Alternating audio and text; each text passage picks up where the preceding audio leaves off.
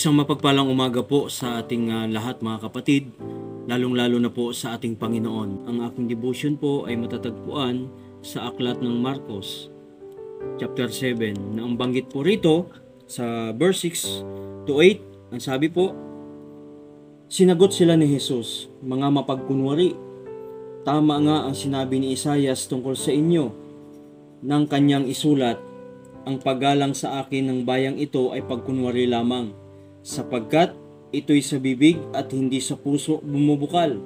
Walang kabuluhan ang kanilang pagsamba, sapagkat itinuturo nilang galing sa Diyos ang kanilang mga utos. Binabaliwala ninyo ang utos ng Diyos at ang sinusunod ninyo'y mga tradisyon ng tao. Salamat po sa salita ng ating Panginoon. Mga kapatid, binanggit po ng ating Diyos na ating Panginoong Jesucristo na ang kanilang pagsamba ay pagkukunwari lamang at ang kanilang pagsunod sa Diyos ay pagkukunwari lamang. Bakit po?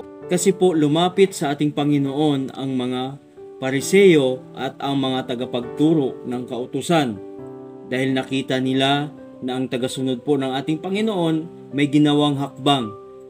Ano po ang ginawang hakbang nila? Makikita natin sa verse 2. Nakita nila ang ilan sa mga alagad niya na kumakain ng marumi ang mga kamay dahil hindi nahugasan ayon sa kaugalian ng mga Hudyo.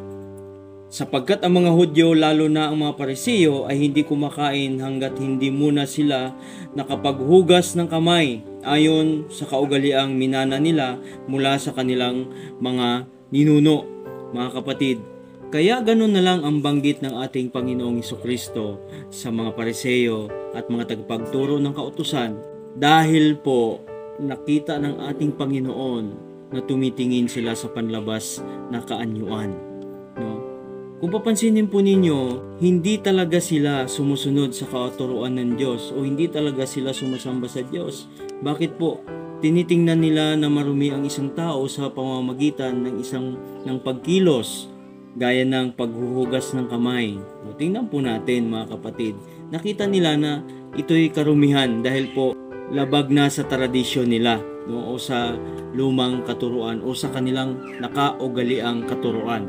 Pero ang banggit ng ating Panginoon doon sa verse 14 and 15, sabi niya, muling pinalapit ni Jesus ang mga tao at sinabi sa kanila, makinig kayong lahat at unawain ang aking sasabihin. Hindi nagiging marumi ang isang tao dahil sa pagkain pumapasok sa kanyang bibig, kundi dahil sa lumalabas dito. Kaya kung papansinin po ninyo mga kapatid, hindi tinitingnan ng Diyos kung ano ang kaanyuan mo, kung ano ang mga kilos mo, kung ano ang mga galaw mo. Bagkos, tinitingnan ng ating Panginoon yung nilalaman ng ating puso. Kung gaano ka sumunod sa kalooban ng Diyos. Kung tapat ka ba sa pagsamba sa Diyos. Kaya mga kapatid, wag nating sabihin na tayo ay mananampalataya na ngunit pagkukunwari ang ating pagsamba o pagsunod sa ating Panginoon. Bakit po? Maraming mga Kristiyano na bagamat sila'y Kristiyano na, ay hindi pa rin naaalis sa kanilang buhay o sa kanilang kaisipan ang mga lumang katuruan. Ano po yung mga lumang katuruan mga kapatid? Ito yung sinasabi natin na mga pamahiin.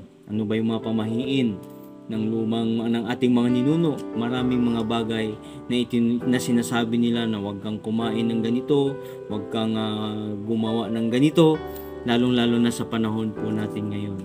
Mga kapatid, ang nais po ng Diyos ay sumunod tayo sa kanyang kalooban ng tapat at bukal sa ating puso. Dahil alam naman natin na ang nililinis ng Diyos sa bawat tao, sa bawat nilikha niya ay ang ating mga puso.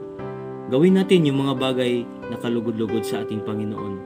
Sa pananalita natin, sa pagkilos, nawa ito'y naaayon sa kalooban ng Diyos na hindi tayo lumalabag sa kanyang kautusan. Yun lamang po ating devotion. Maraming salamat po sa ating Panginoon. Shalom.